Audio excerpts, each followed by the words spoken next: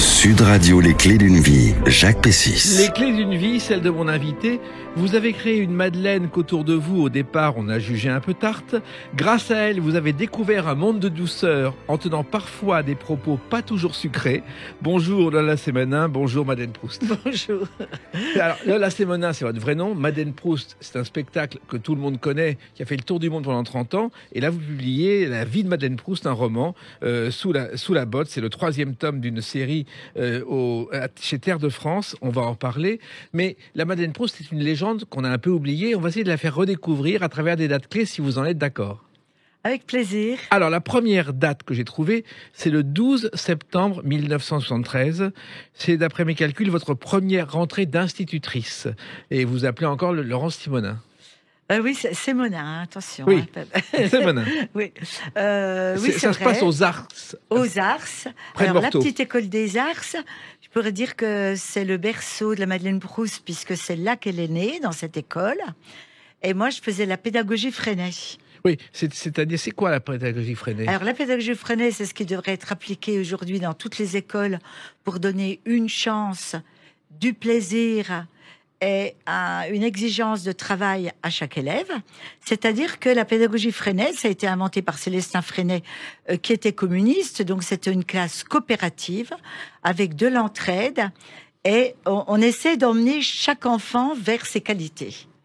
Quelle que soit sa qualité. Et comment vous aviez trouvé ça? Parce que c'est pas si courant en France, Laurence Sémonin. Alors, la pédagogie Freinet, si on s'intéresse un petit peu aux pédagogies, quand on veut être instite, on entend parler de Montessori, et puis tout d'un coup, on découvre Célestin Freinet, peut-être par soi-même. On s'aperçoit qu'il y a des instituts qui appliquent cette pédagogie dans l'école publique. On s'aperçoit qu'elle fait beaucoup de bien. On s'aperçoit qu'elle donne du plaisir aux enfants dans le travail et dans l'entraide. Et donc, on se dit, c'est peut-être... Moi, j'ai voulu enseigner surtout l'inverse de ce qui m'a été enseigné. Parce que l'école, pour moi, elle m'a coupé les ailes. J'avais l'impression qu'elle m'empêchait d'aller là où je voulais aller. Donc, cette pédagogie, elle m'a permis d'enseigner aux enfants ce que j'aurais voulu qu'on m'enseigne à moi-même. Il faut savoir qu'il y a un film de Jean-Paul Le Chanois qui s'appelle L'école buissonnière. Exactement. Qui raconte la vie de Célestin Freinet. Voilà. Alors, c'est vrai que, ça, c'est au-dessus de Morteau. Vous êtes né à Morteau, de la Sémonin. C'est-à-dire que Morteau, elle doit son développement à l'industrie horlogère. Et il y a eu un film aussi, très célèbre, qui a été tourné à Morteau. Il y a qui dans votre chambre? Mon frère, t'as entendu? Hier, c'était son fils. Eh ben demain, il n'y aura plus Monsieur personne. Batignolles. Oui, j'allais le dire. Ouais. La gare de Morteau a servi de cadre. Oui, c'est vrai. Et puis les fermes alentours aussi. Parce que Morteau, c'est en Franche-Comté. Et quand on pense à Morteau, bien sûr, à quoi pense-t-on, Lola Sémonin? À la saucisse. Voilà. Qui est une saucisse fumée qui existe depuis plus de 5 siècles, je crois. Ah oui, puis c'est fumé dans les grands tués, ces immenses cheminées qui partent du sol d'une ferme jusqu'en haut. C'est déjà très pittoresque. C'est impressionnant. Alors, en même temps, tout le monde connaît la saucisse de Morteau parce qu'on la vend ailleurs. J'espère. Oui. Et en fait, il y a chaque année une fête de la saucisse de Morteau qu'on appelle la flambée de la Morteau, qui est citée dans le magazine L'Écho des Savanes de Gottlieb comme la fête plouc de l'été numéro 1. C'est vrai, on peut le dire. Mais c'est joyeux quand même. Ouais. Alors, vos parents ont à l'époque un magasin de chaussures, rien à voir avec le spectacle ou l'institut? C'est un spectacle, le magasin quand même. Oui. Hein. Ma mère, elle est très commerçante, elle est très à l'écoute, mais elle nous racontait tous les malheurs du monde et en même temps, il faut qu'elle vende. Donc, j'ai beaucoup reçu d'elle. Puis mon père, c'est un fantaisiste.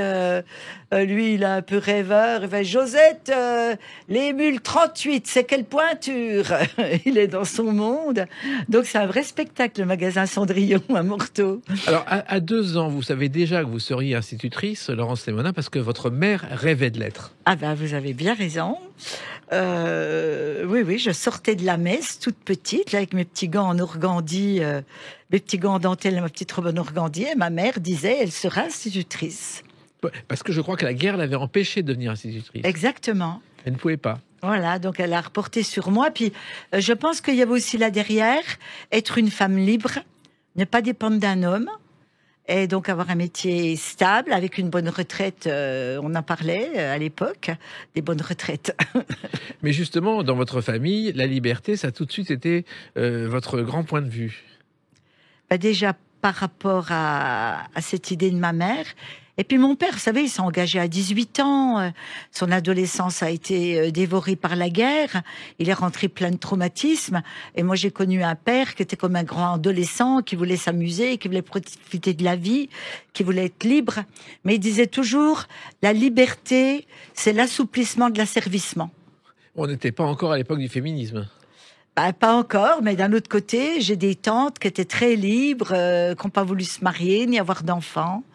Alors, l'école, justement, ça se présente très bien au départ, parce que vous savez déjà lire en arrivant à l'école, Lola Sémonin. Oui, puis en même temps, c'est presque un drame, puisque dans cette classe où je sais lire, je dois subir pendant des heures papa a fumé la pipe, maman. Et pour moi, c'est une torture, quoi. J'ai encore le frétillement dans le ventre de cette attente pendant des heures où, au lieu de me dire ce qu'on aurait fait dans la pédagogie Freinet, avance, puisque tu sais lire, lis, fais autre chose.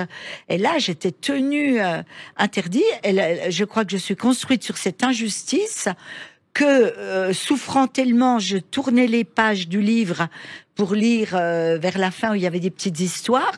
La maîtresse m'a vue. Et elle m'a punie, elle m'a mise au piquet.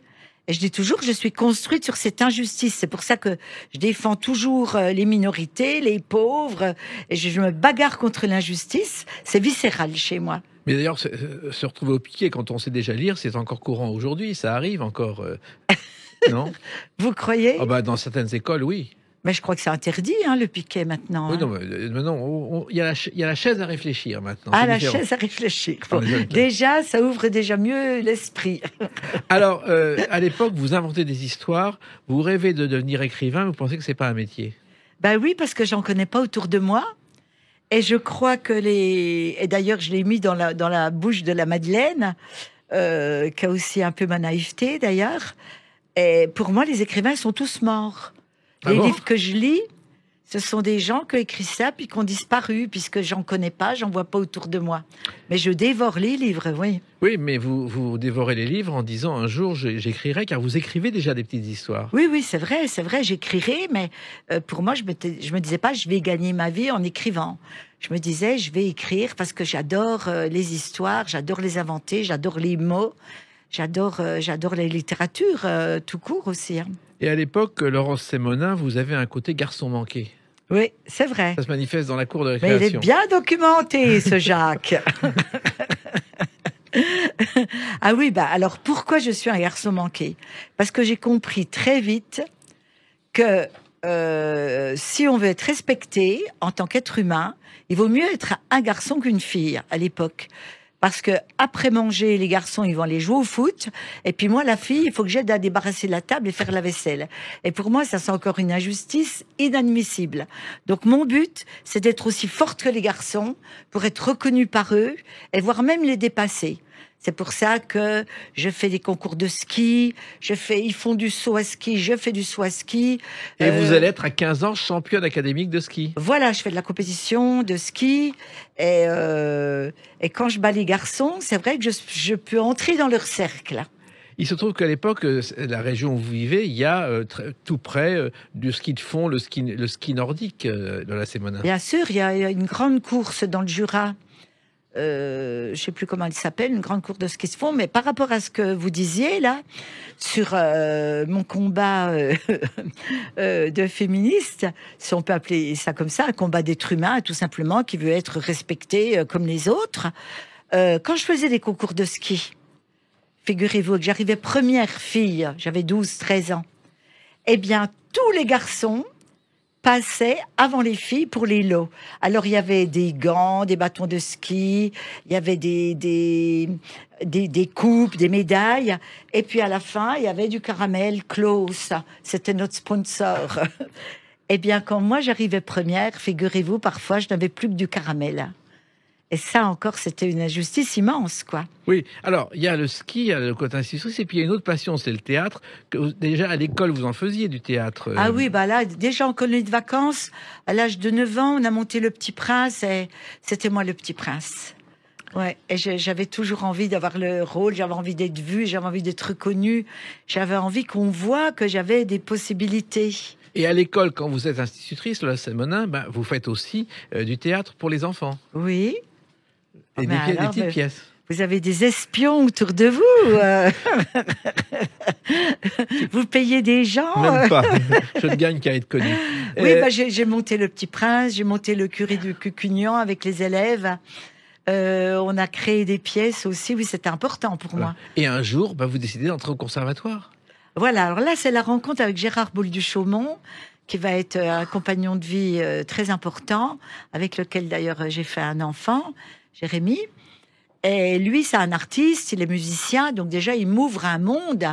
Moi, j'étais dans un milieu d'instit, et tout d'un coup, lui, il m'ouvre une espèce d'horizon de tout possible. Et puis, il va au conservatoire. Donc là, je sens mon cœur qui bat. Parce que quand j'étais petite, avec mes frères, on faisait des spectacles, qu'on faisait payer 1 centime ou un caramel. Oui. J'aimais ça, quoi. J'aimais la scène. Mon papa nous filmait. Mes parents étaient des fous de cinéma, donc j'ai baigné dans ce rêve aussi des lumières, de la lumière. Et vous allez au conservatoire. Alors, je le suis. Et là, quand j'arrive au conservatoire, je vous dis, j'ai le cœur qui bat. Ça y est, je sais que là, je renoue avec quelque chose. Ça fait déjà 10 ans que je suis instite. Et là, je touche à quelque chose en moi qui ne demande qu'à s'éveiller, qu'à s'ouvrir. Vous découvrez un monde que vous ignorez. Ah oui. Et déjà, je pensais que toutes les filles étaient extraordinaires, très belles, très sûres d'elles. Et en fait, on sera que 2 à émerger de cette année-là et rester dans le métier du théâtre. Voilà, donc là, je découvre le travail d'acteur. Et voilà, et on va continuer à en parler à travers une autre date, le 9 décembre 1982. À tout de suite sur Sud Radio avec Lola Semonin, c'est-à-dire la Madeleine Proust.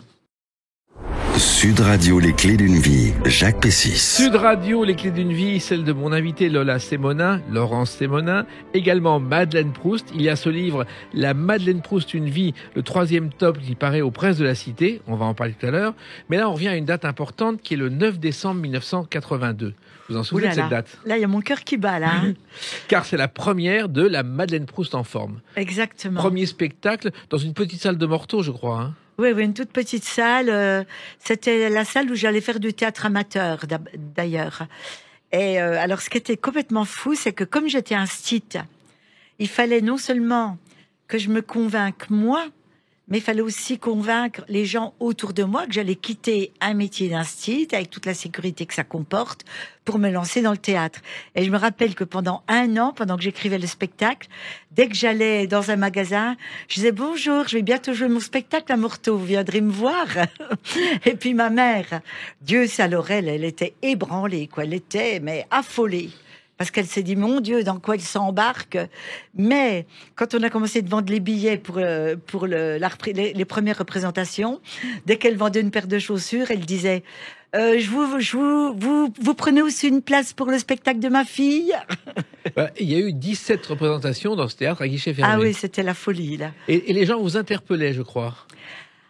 Déjà, après les représentations, quand j'entrais dans un magasin à Morteau, déjà les gens, ils avaient la banane jusque-là, quoi.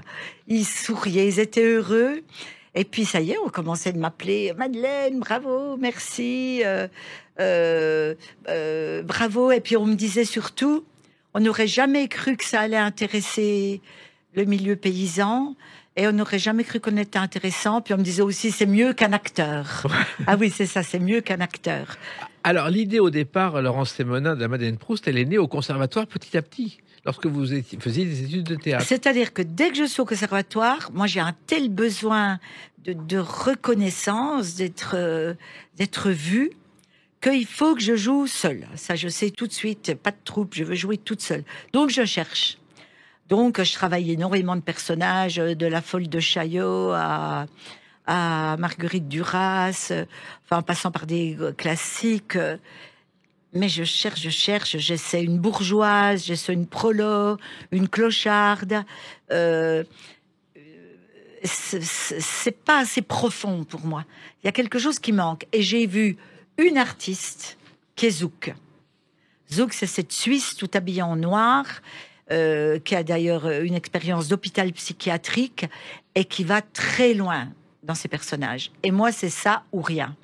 Proust, il dit c'est Chateaubriand ou rien. Moi, je dis c'est Zouk ou rien. Et le milieu paysan, vous avez commencé à le connaître, je crois, à 7 ans, quand votre mère est accouchée, vous êtes retrouvé à Gilet, je crois. Ah oui, c'est Gillet, oui. Oui, alors, c'est pas que je l'ai vraiment connu, mais on avait une vendeuse dans le magasin de mes grands-parents, qui était d'origine paysanne de ce petit village de Gillet. Et elle venait faire le ménage. Mais vous savez, quand je suis née, elle a aidé ma mère à l'accouchement. Et c'est la première qui m'a prise dans ses bras. Elle s'appelait Madeleine. Voilà. Voilà, c'est ça qui est beau. Oui, c'est vrai. Il faut savoir que Gillet, c'est un petit village, mais il y a quand même un monsieur qui s'appelle Paul Vieille, je ne sais pas si vous le savez, qui est l'ingénieur des poudres, qui a inventé la poudre dite sans fumée, qui sert encore aujourd'hui dans les armes. Ça, dites donc. Voilà, vous ne le saviez pas. Paul Vieille, ben non. Ouais, voilà, il a remplacé la poudre noire qui était dans les fusils et pistolets. Eh ben alors, je ne crois même pas qu'il a une statue même pas, je crois dans pas. le village de Gillet. C'est dommage. Ben, il y en a des célébrités en Franche-Comté. Hein. Alors, justement, l'idée aussi de la Madeleine Proust, elle est née de la Sémonin parce que à l'école, les parents des élèves étaient ce qu'on appelle des bouseux. Alors, quand je me trouve incitée aux Ars, je n'ai que des parents d'élèves qui sont paysans. Et comme je fais la pédagogie Freinet, il faut que je les invite régulièrement pour leur expliquer qu'il n'y a pas de punition, mais il y a des discussions. C'est une classe coopérative, tout est décidé par le vote, et qu'il n'y a pas de devoir obligatoire. Et ce qui a mis les parents dans ma poche, c'est que les enfants, ils sont tellement passionnés par leur projet, ils sont tellement on éveille tellement chez eux la curiosité et l'amour du travail bien fait qu'ils ramènent du travail à la maison alors que c'est pas obligatoire. C'est là que j'ai mis les paysans dans ma poche. Et c'est là aussi que la confiance est née. Et moi, dès la première réunion de parents d'élèves, vous savez, c'est « Oh, bah, il fait froid aujourd'hui. Oh, bah, arrêtez voir, c'est rien, parce qu'en 42, si vous aviez vu ça. » Puis ça y est, ils démarrent, quoi, c'est des compteurs. Et en même temps, vous observez leur démarche, leur tic, la soupe, les gâteaux, la vie à la ferme. Exactement. Alors, je les observe, je les écoute, et puis je commence de noter, parce qu'ils me disent « Oh, bah, vous viendrez voir notre nouvelle cuisine incarcérée, hein. » Qu'est-ce que c'est? Ils inventent des mots. Oui. Quand vous dites la cuisine, comment ça s'appelle? La cuisine intégrée, oui. La cuisine intégrée, c'est incarcéré. Et je trouve que les mots qu'ils inventent, c'est génial, quoi. Incarcéré. Et c'est comme ça ramène un sens au sens. Et Madeleine et Proust, c'est venu presque naturellement. Donc, je me dis, voilà. Non, tout d'un coup, ça y est, j'ai le flash. Je dis à Gérard, ça y est, j'ai trouvé. Il faut que je fasse une paysanne. Une paysanne avec l'accent. Il me dit, ah, alors il faut l'appeler Madeleine Proust. Parce que tu vas aller à la recherche de tous les souvenirs, des réminiscences, et tu vas aller nous remuer jusqu'au tréfonds de l'âme, quoi. Et ce qui est étonnant, Lola Sémonin, c'est qu'on sait qu'aujourd'hui, que la Madeleine Proust, c'était pas une Madeleine au départ. C'est une biscotte. C'est une biscotte. Oui. C'est une biscotte, et petit à petit, dans les différentes versions, c'est devenu une Madeleine. Alors imaginons qu'on l'appellera la biscotte Proust. Oui, il faut mieux rester sur la Madeleine. Alors, les premiers spectacles, ça se passe en Franche-Comté. Je crois que votre compagnon a vendu sa DS-23 et ses instruments de musique. Ah oui, il avait signé chez Barclay, il avait gagné pas mal d'argent. Il était musicien. On a tout vendu pour faire la Madeleine. Il m'a accompagné. Je me rappelle, à la fin, on n'arrivait même plus à payer du bois pour se chauffer. Parce qu'au départ, c'était pas évident. Moi, si vous voulez, quand je suis portée par une création, tout est plus fort que moi. Moi, je peux soulever des montagnes. Il y a quelque chose de très, très puissant il y a un souffle derrière moi. Donc, pour moi, il y a pas de... Je me pose pas de questions. Il n'y a pas de peur et il n'y a pas de doute. Vous ne doutiez pas alors que d'autres doutaient? Je doutais pas, doutaient. mais je m'étais pas dit non plus, oui, je vais aller à Paris, tout ça. J'ai pas fait de plan sur la comète. Je fais ce que j'ai à faire. C'est ma mission. Et à l'époque, vous avez tellement peu d'argent, je crois que vous allez, pour la tournée, racheter la camionnette du boulanger.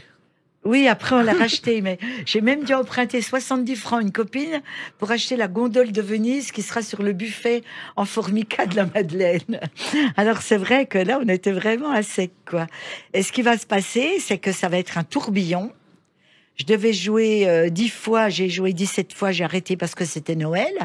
Et que là, tous les petits villages ont commencé à nous appeler. Et je suis partie jouer dans les villages de Franche-Comté, mais je ne sais pas si vous le saviez, qu'il y a un monsieur originaire de Toulouse ou de Montpellier qui habite à Morteau qui a appelé Pierre Bonte. Oui, mais à ça, Europe 1. exactement. Ah, vous l'avez aussi, Bien cette sûr, information. bien Ah, sûr. ben, on peut Mais rien, d'abord, rien vous cacher. Non, on peut rien me cacher. Effectivement, il a appelé Pierre Bonte, qui lui faisait la tournée en France, et est venu vous repérer. Il m'a fait venir à Europe 1. Oui, et ça a changé votre vie. Et puis là, il a passé un extrait. Et là, il y a Drucker qui a entendu, qui m'a appelé. Et Drucker m'a invité à Champs-Élysées à la fin de l'année. C'était un tourbillon. Moi, j'étais pas prête du tout à vivre quelque chose d'aussi intense. Surtout qu'au départ, ce spectacle était destiné à la Franche-Comté, Lola Sémonin, et qu'il y avait quelqu'un déjà qui faisait des spectacles de ce genre, c'est Claude Vanoni. Tu viens dans les Vosges, tu demandes, tu verras sur les aime pas, surtout que la neige est arrivée. Mais c'est qu'on les aime bien. C'est vrai que Claude Vanoni a ouvert la voie à ce genre de spectacle. Oui, mais Claude Vanoni, c'est pas pareil, c'est un conteur. Voilà. Ce qu'il faut bien comprendre, c'est que la Madeleine Proust, c'est un personnage. C'est quelque chose que je suis allée chercher au-delà de mes racines, quoi. Là, c'est la femme femelle, c'est la femme archaïque, c'est un hommage aussi à ces femmes, à ce monde paysan. Donc Vanoni, c'est un conteur. Moi, la Madeleine, il faut comprendre qu'à partir du texte, je lui ai fait sa psychanalyse. Exactement, et surtout en prenant l'accent, parce qu'au départ, vous n'aviez pas l'accent de la Oh là Madeleine là, Proust. ben non, pratiquement pas. Puis au conservatoire, vous pensiez bien, il fallait pas jouer l'Andromaque. Bonjour. Donc l'accent était très lisse. Et c'est Gérard qui imitait les paysans. Bon allez, on va rentrer pour aller traire. Il était toujours en train de déconner comme ça. Et moi, j'avais du mal. Et là, j'ai vraiment dû en enregistrer et répéter. Oh mais c'est pas vrai, mais arrête de voir. Mais c'est pas Dieu possible. Puis à comprendre cette musique, quoi. Et c'est une musique que vous avez apprise, parce que le spectacle s'est développé petit à petit. Ah ben, je l'ai apprise avant la première représentation, à répéter, à appuyer. Oh bah alors, il pleut à la seille. Oh, bah, c'est pas vrai. À appuyer, à trouver cette musique, à trouver ces espèces d'incandescence de notes. Et à me les approprier. Et il y avait des mots ensuite dans le langage. Il y avait « auquel bazar »,« faut que je fasse du jour ». Ça, c'est des mots spécifiques. Ah ben, toutes les expressions, ça claire, on l'a bien meilleur temps, toutes ces expressions-là, la pelle à chenille. Vous savez que t'as mis la pelle à chenille? C'est quoi? Ben, c'est la pelle à poussière. Oui. Mais il n'y avait rien vraiment d'hermétique, puisque si je disais, oh, les foutus, cette pelle à chenille, il faut que j'y fasse mettre une queue, eh ben, je l'avais à la main. Oui. Il n'y avait pas vraiment d'expression hermétique. C'est des expressions qui colorent la langue. Et finalement, c'est ça peut-être qui a aussi touché le public et qui a donné le point de départ du succès? Ah ben ça a donné une vérité, déjà. Et puis dans le Houdou, ça a renforcé le miroir que je renvoyais. Et puis à Paris, ça a donné un enracinement. Et cet enracinement, on va en parler dans quelques instants à travers une autre date, le 2 mai 1988. À tout de suite sur Sud Radio avec Lola Sémonin, Madeleine Proust. Sud Radio, les clés d'une vie, Jacques Pessis. Sud Radio, les clés d'une vie, celle de mon invité Lola Sémonin.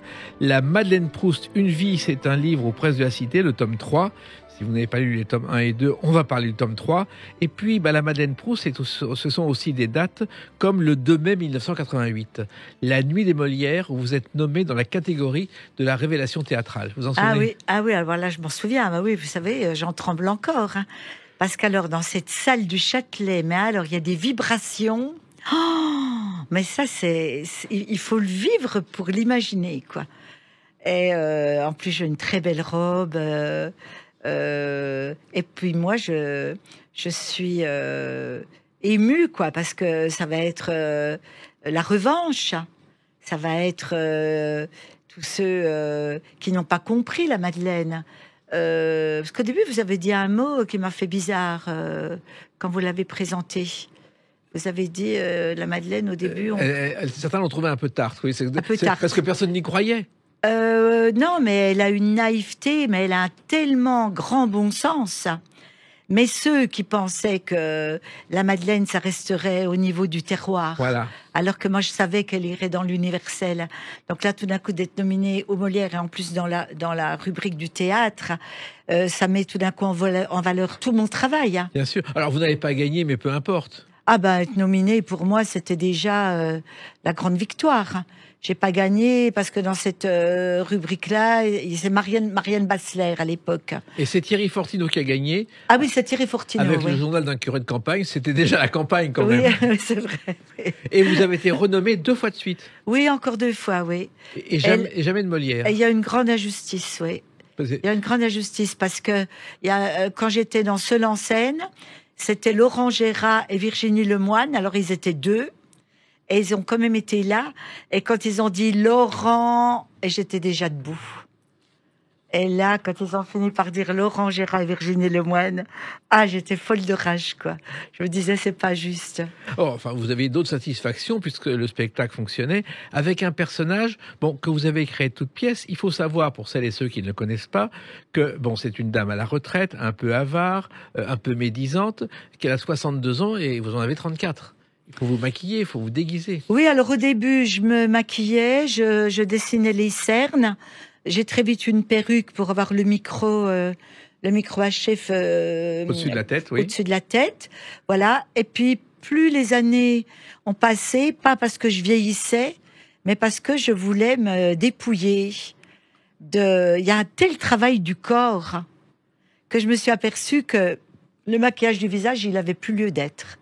Parce que rien qu'avec le travail du corps, cette poitrine creusée, ces épaules en avant, le cou en avant, et puis cette espèce d'hyper-énergie, quand même dans un corps qui a déjà beaucoup vécu, ça déjà, ça donnait la Madeleine. Et ce personnage, Lola Semonin, n'existait pas. La vieille dame qui est sur scène pour raconter sa vie, c'était une première. Ah ben oui, il y avait eu au Québec... la Bolduc. Non, comment elle s'appelle ? Il y avait un personnage comme ça au Québec, pas la Gribouille, je me rappelle plus exactement du nom, mais ce personnage-là, ce qu'il faut comprendre aussi, c'est que j'ai fait un vrai travail de linguistique, d'ethnologie. Pendant 1 an, je suis allée interroger les paysans, les paysannes. Je n'ai lu que leurs lectures. Je me suis vraiment immergée. Comme on verra plus tard, je me suis immergée dans la guerre de 40. Donc c'est un personnage qui a presque de la chair à elle, qui a sa colonne vertébrale à elle. Oui, mais en France, il n'y avait pas de personnage comme ça. Aujourd'hui, il y a les Baudins, on peut dire qu'ils descendent de la Madeleine de Proust. Lui, Vincent a toujours dit que c'est la Madeleine Proust qui a inspiré son personnage de Maria. Mais même eux, pour moi, ou comment est-on les vend, c'est du grand clown. C'est du clown, il n'y a pas tout le travail psychologique qui est derrière. C'est pour ça que la Madeleine, elle est un peu à part. Exactement. De tout ça. Alors le décor, ça a toujours été une cuisine en formica parce que c'est le décor type de la Franche-Comté. Du premier spectacle. Oui. Après, il y a eu une ferme sur la Seine. Oui. C'était une ferme de 7 mètres de haut. Il y avait des poules sur la Seine. Il y avait les 4 saisons. Il neigeait, il y avait du vent. Et c'est ce spectacle-là qui a fait un immense buzz à Paris. Quand j'y suis arrivée en 87, ça a été très très fort ce spectacle. Et en même temps, le premier sketch qui est resté dans la mémoire, qu'on voit encore à la télévision, vous êtes au téléphone en essayant d'avoir Guy Lux au téléphone pour gagner la manette.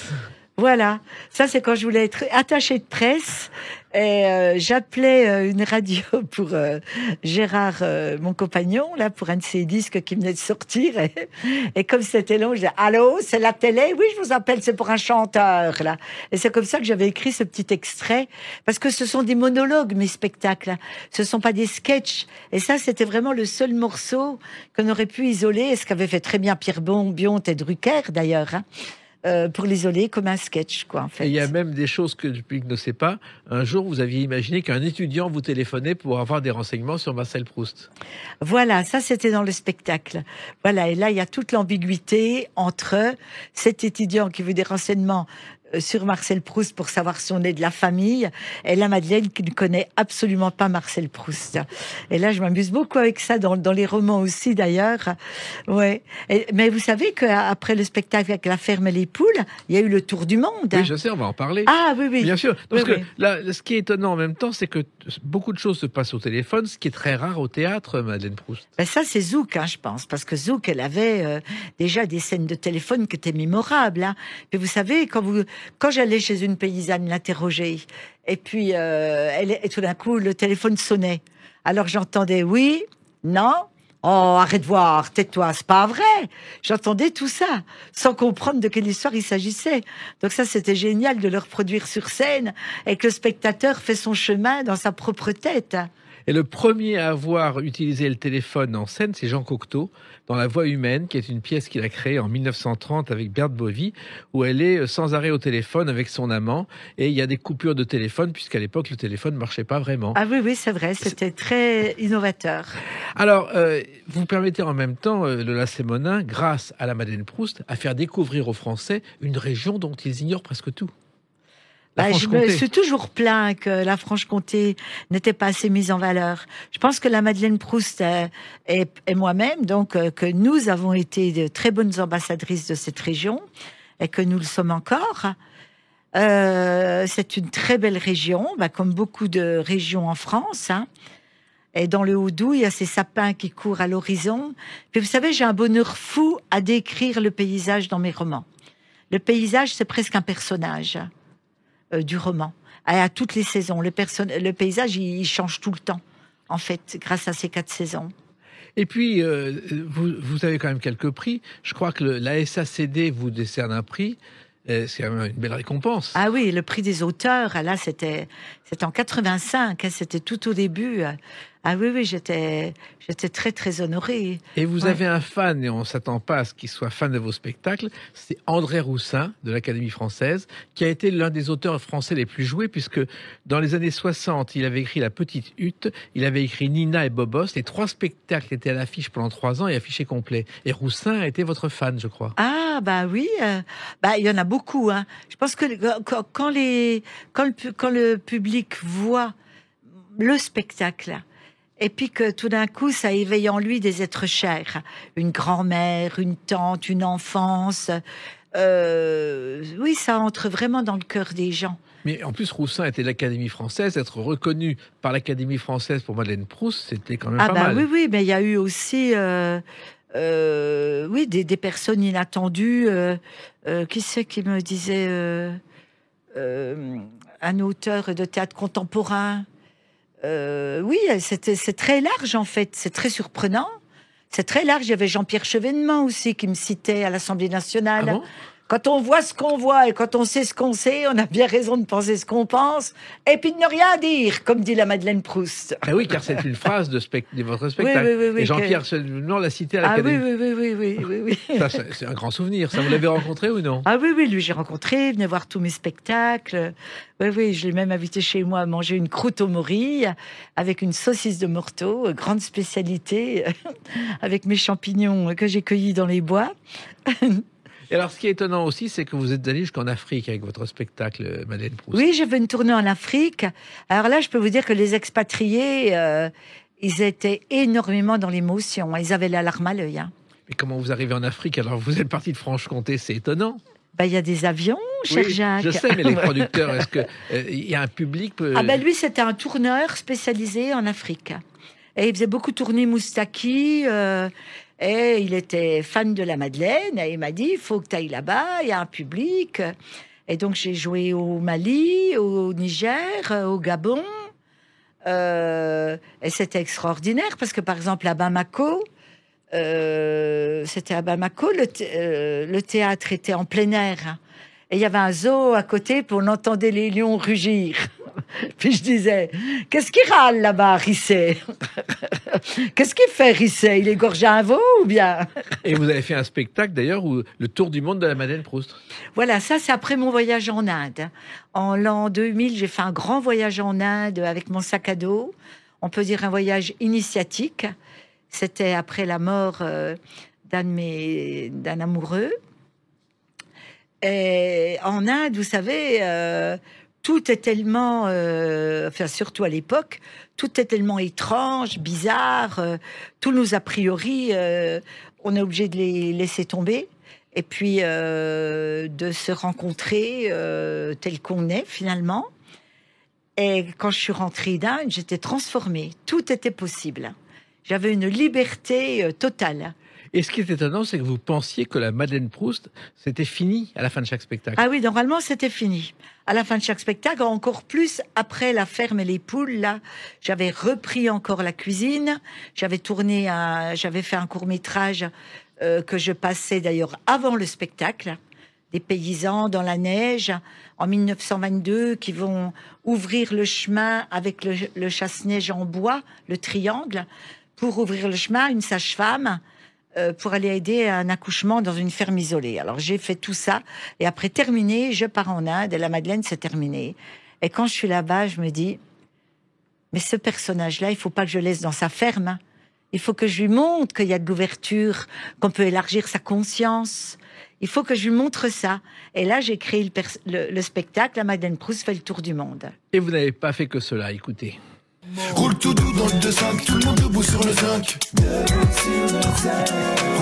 Vous avez écrit pour Aldebert une chanson, le 2-5, une chanson Aldebert spécialiste des enfants. Voilà, alors à l'époque, il n'était pas encore spécialiste des enfants. Et puis, j'ai écrit un spectacle où la Madeleine rencontrait le petit Kamel. La Madeleine rencontrait un petit môme qui venait de banlieue. Parce qu'une fois, j'avais discuté avec des petits mômes à Besançon, donc qui étaient d'origine maghrébine, mais nés en France, avec des parents nés en France, des grands-parents nés en France. Et puis, il me dit « Ah, mais toi, t'es la Madeleine !» Et moi, je m'entends lui dire « Comment tu me connais ?» Et il me répond « Quand même, t'es nos racines !» Et ça m'a tellement bouleversée que j'en ai fait un spectacle qui se terminait comme ça. Et dans ce spectacle, le petit Kamel écrit un rap à la Madeleine qui dit aussi ici les vaches ont des taches, elles broutent la bœuf, mais pas le H. Et en 2018, vous avez dit c'est fini, maintenant on arrête. Alors non, ce qui s'est déjà passé, c'est que en 2011, donc j'ai fait le spectacle qui fêtait les 30 ans de scène. Là, j'ai repris une cuisine et c'est des grands écarts entre le temps passé et toutes les nouvelles technologies. Et ça s'appelle la Madeleine Proust 30 ans de scène. Sauf que ce spectacle-là, je pensais le tourner dans toute la France. Or, il m'arrive deux choses. Un cadeau, Thierry Billard chez Flammarion qui me dit « Mais pourquoi vous n'écrivez pas la vie de la Madeleine Proust ?» Et tout d'un coup, moi qui adorais écrire, j'ai déjà publié un roman, Le Cri du Milan. J'ai déjà écrit un livre chez Flammarion. Et là, je me dis, mais c'est extraordinaire, quoi. Moi qui rêve d'écrire, cette fois-ci, je vais lui inventer une enfance. Et bien ça, on va en parler dans quelques instants, justement, à travers une autre date, le 26 août 2021. À tout de suite sur Sud Radio avec Madeleine Proust ou Lola Semonin. Sud Radio, les clés d'une vie, Jacques Pessis. Sud Radio, les clés d'une vie, celle de mon invité Lola Semonin. Donc, le 26 août 2021 est paru le tome 3 de la Madeleine Proust, Une vie, sous la botte, aux presses de la Cité. Alors, effectivement, c'est autre chose, on a commencé à en parler. Vous avez donc décidé d'écrire un roman à partir de la Madeleine Proust, parce que Madeleine Proust, au départ, c'était fini. Alors voilà, la Madeleine Proust, c'est un personnage de théâtre, et je crois que c'est assez unique que ce personnage de théâtre devienne un personnage romanesque. Donc, mais au départ, vous arrêtez en 2018, c'est fini après la Madeleine Proust. Vous ne voulez plus être sur scène. Vous êtes là en 2018 ? Ah oui, là, maintenant, enfin, je vais me consacrer uniquement à l'écriture. Voilà, ce que vous vouliez finalement depuis le début. Ah voilà, c'est exactement ce que je voulais maintenant, c'est mon rêve d'enfant. Parce que la Madeleine Proust, c'était fini, vous aviez fait le tour, vous ne vouliez pas continuer, vous auriez pu continuer parce encore. que d'un coup, l'écriture a pris le dessus, quoi. Oui. Alors d'autant parce qu'on m'a demandé d'écrire sa vie, mais vous savez, quand je ne tournais pas mes spectacles, moi j'écrivais. Donc j'ai commencé déjà une dizaine de romans qui n'ont rien à voir ni avec la Franche-Comté, ni avec la Madeleine. Or, quand Flammarion m'a demandé d'écrire une vie à la Madeleine, j'ai dû mettre de côté tous ces romans que j'allais terminer. Et quand je suis entrée dans la vie de la Madeleine, je ne savais pas non plus qu'il y en aurait 4 tomes. Oui, là c'est le 3e. Bon, il y a eu le premier où vous racontez l'enfance de la Madeleine, c'est-à-dire que vous êtes parti d'un personnage et vous avez créé un univers. Voilà, je vais inventer une enfance, une famille, j'ai dessiné le village, j'ai refait toute cette généalogie. Et puis, je suis entrée dans les premières fois de l'enfance. Et les premières fois de l'enfance, elles résonnent avec nos premières fois de l'enfance. C'est très émouvant de se pencher sur l'enfance. Puis après, il y a eu le tome 2, où j'ai voulu traiter que la drôle de guerre, parce que les historiens disaient, il s'est rien passé pendant la drôle de guerre. Mais ces paysans qui habitent le long de la frontière suisse, ils avaient dans leur grange des soldats de toute la France. Voilà, et puis après, le tome 3 qui est coupé en 2 tomes, qui se passe sous l'occupation à Paris, quoi. Alors, on revient juste au début, effectivement, il y a l'enfance, il y a la drôle de guerre, parce que finalement, ce qui se passe en province, on l'a pas raconté. On sait que l'occupation, c'était Paris. On pense qu'en province, les soldats sont partis la fleur au fusil, les femmes sont restées à la ferme. C'est pas du tout ça qui s'est passé. Ah ben non, alors déjà, la drôle de guerre, vous vous rendez compte que dans ces fermes isolées, comme je le disais, il y a des soldats de toute la France qui sont là, donc d'un coup, il y a toute une richesse qui arrive. Et je me suis dit, c'est pour ça que le 2e tome, il ne traite que de la drôle de guerre. Et ensuite, comme le père de la Madeleine qui a fait la guerre de 14, mais pour eux, mais c'est impensable qu'une autre guerre arrive. Ils ont vu la boucherie que c'était, ils ont vu les sacrifices qu'il y a eu dans toutes les familles. Pour eux, c'est impensable. Donc, quand la guerre arrive, on est presque content qu'il se passe rien. Et puis, quand tout d'un coup, au mois de mai, et d'ailleurs, je me suis beaucoup penchée sur cette partie, je me suis immergée dans cette guerre de 40, et on apprend, mais par des sources comme ça un peu cachées, par exemple, que Pétain avait fait enlever les protections anti-chars des Ardennes. Mais ça, c'est pas dit dans les livres, parce que pour savoir la vérité des choses, il faut aller fouiller par-dessous et loin, et vous le savez, puisque vous avez travaillé aussi sur cette période. Et puis, on apprend les mensonges d'État, on apprend... je voulais dire aussi, je perds mon fil... On apprend les mensonges d'État, on apprend aussi tout ce qui s'est passé derrière et qui a conduit à la guerre, les erreurs du gouvernement. Voilà, c'est ça, voilà, exactement. On en vient au mois de mai, et là, moi, déjà, je raconte dans le premier livre qu'en 34, Pétain est ministre de la guerre et il supprime le budget de 50%. Parce que Pétain, il avait tellement peur des Juifs et des bolcheviks, il préférait déjà s'associer avec l'Allemagne. Et ça, on ne le dit pas dans les livres d'histoire, mais c'est déjà prévu depuis très longtemps.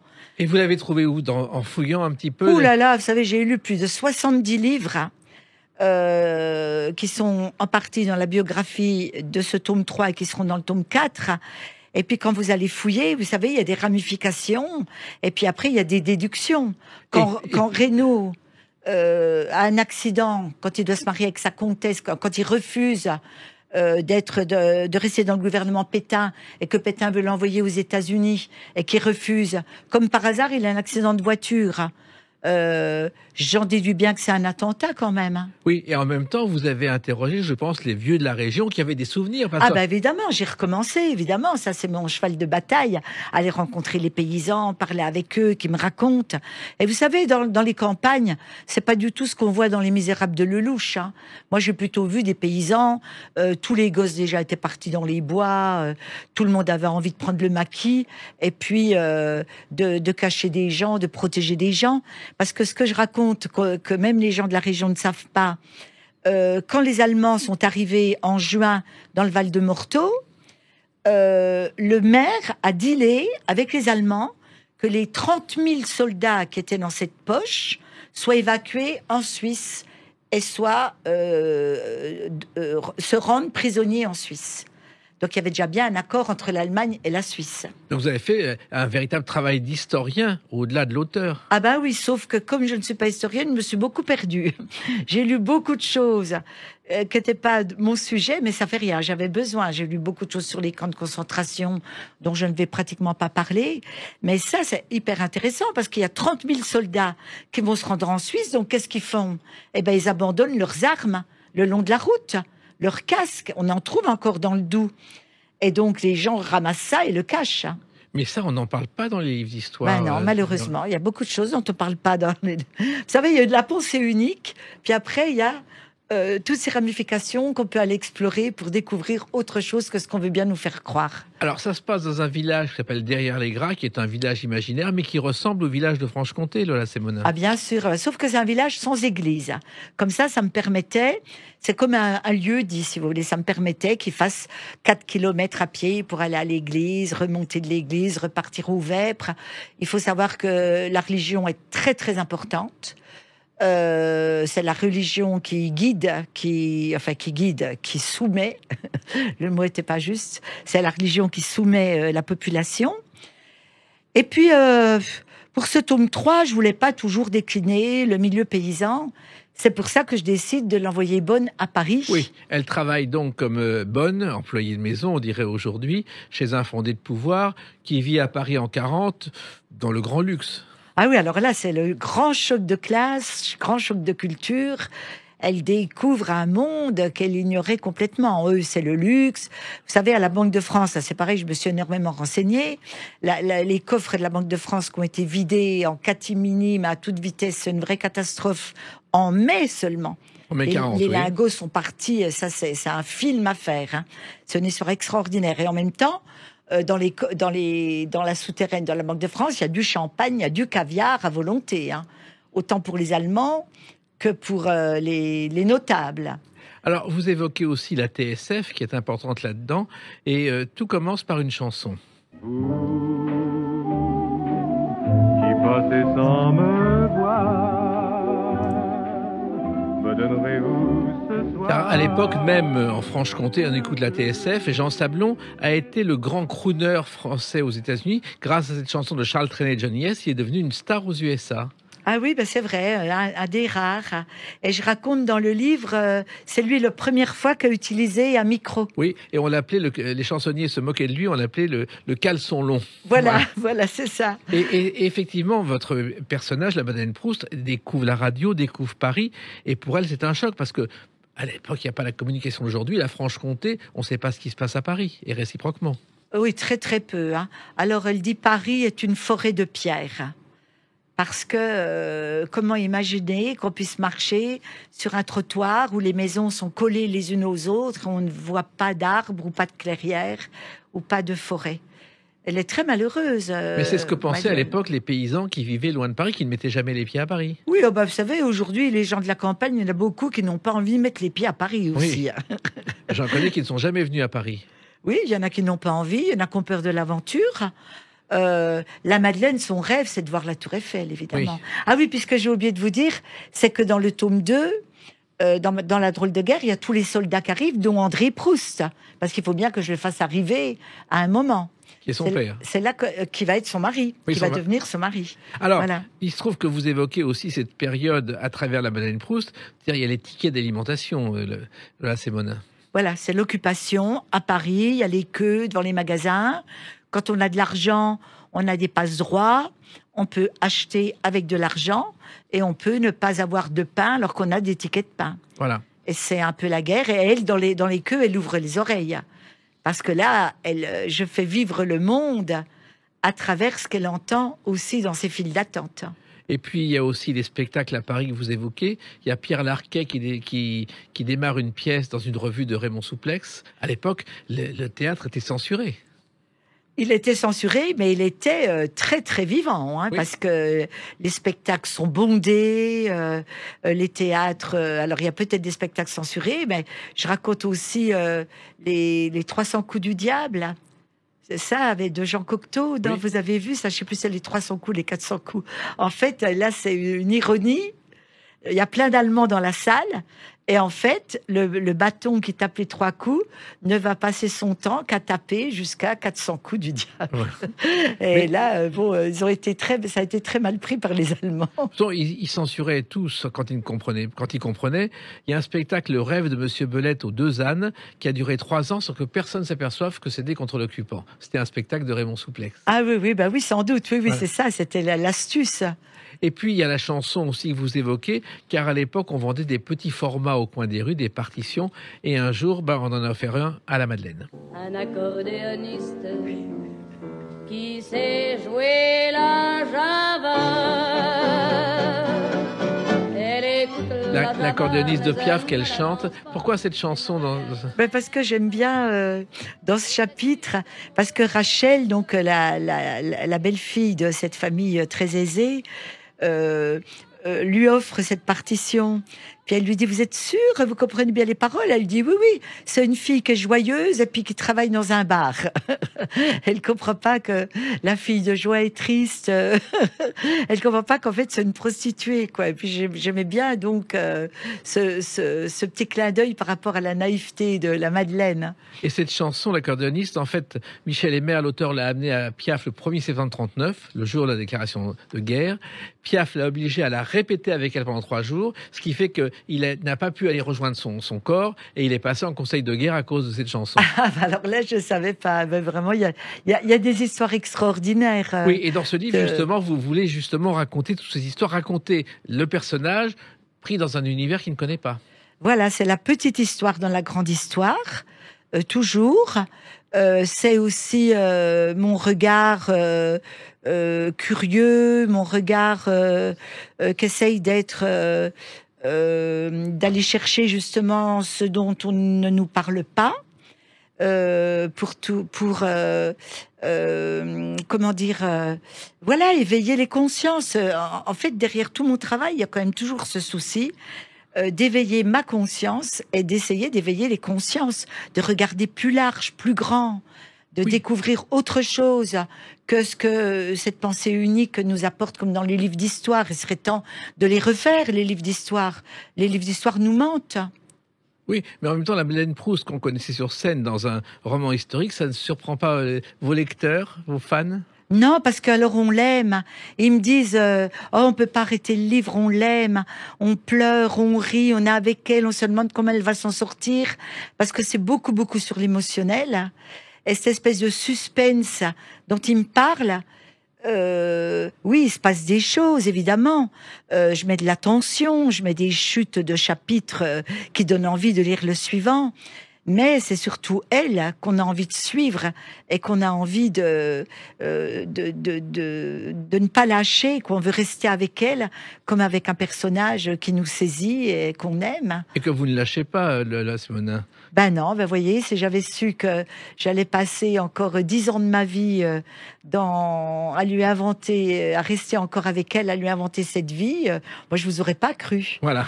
Eh ben, moi je crois en tout cas qu'il y a ce tome 3, et si vous n'avez pas lu les tomes 1 et 2, il est urgent de vous les procurer aux presses de la Cité. La Madeleine Proust, une vie, sous la botte, 1940-41. En attendant le suivant, parce qu'il y en aura un 4e. Le 4e, ce sera la fin. Bon, après, il y aura d'autres choses, j'en suis sûr. Ben, ce sera la fin quand elle se mariera en 45 avec André Proust. Eh ben, on attend de le lire. En tout cas, il y a celui-là en attendant. Merci Lola Simonin. Et puis, merci d'avoir évoqué cette Madeleine Proust, chère au cœur de tant de personnes. Ben, merci Jacques. C'était un plaisir, cet échange avec vous. Les Clés d'une Nuit, c'est terminé pour aujourd'hui. On se retrouve bientôt. Restez fidèles à l'écoute de Sud Radio.